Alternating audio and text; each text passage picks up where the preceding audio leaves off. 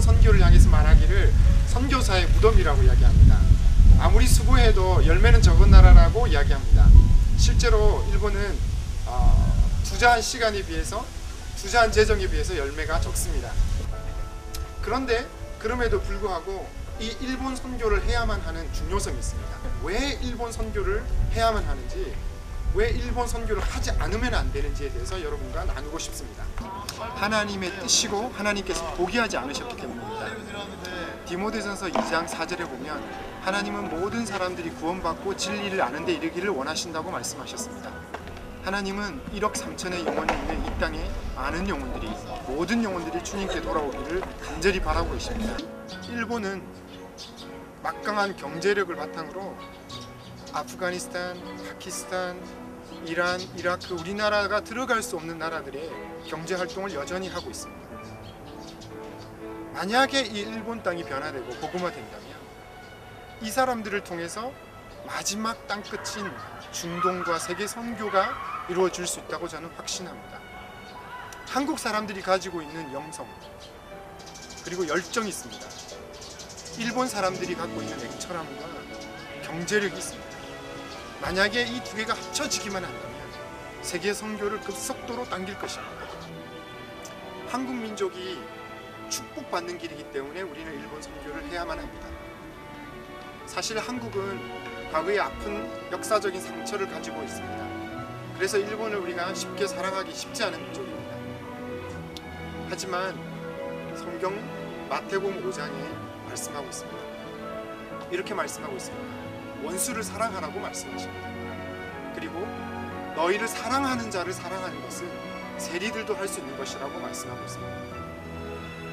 그리고 너희가 예물을 드리다가 형제와 화목하지 않은 것이 생각이 나거든 먼저 화목하고 와서 그리고 예물을 드리라고 말씀합니다. 왜냐하면 하나님은 우리가 죄악을 품은 채로 그 예배를 받으실 수 없기 때문에 형제를 미워하는 것이 죄인 것처럼 한국 민족이 일본을 미워하는 것도 민족이 범하고 있는 죄입니다.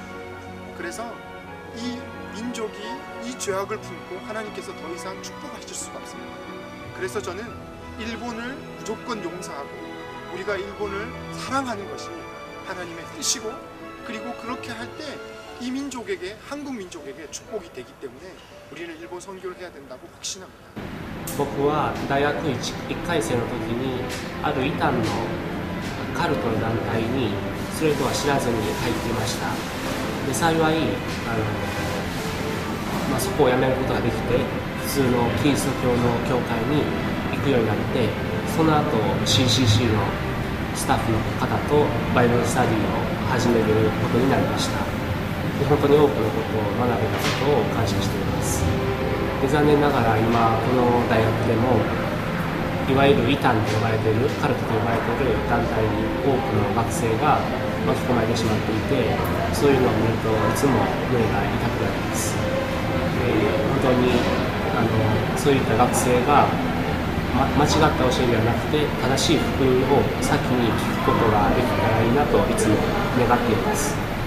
多くの宣教師を通して日本に福音の種がまかれています。その種は枯れることなく主の力で豊かに実りつつあります。日本は神様の愛が必要です。 일본은 당신의 기도가 필요합니다. 일본은 열정이 필요합니다. Japan needs hope. 일본은 당신이 필요합니다. 일본은 여러분의 기도가 필요합니다. 일본은 여러분의 눈물이 필요합니다. 일본은 사랑이 필요합니다. 日本には福音を正しく伝えてくれる人が必要です。 일본은 예수님이 필요합니다. 일본은 친구가 필요합니다.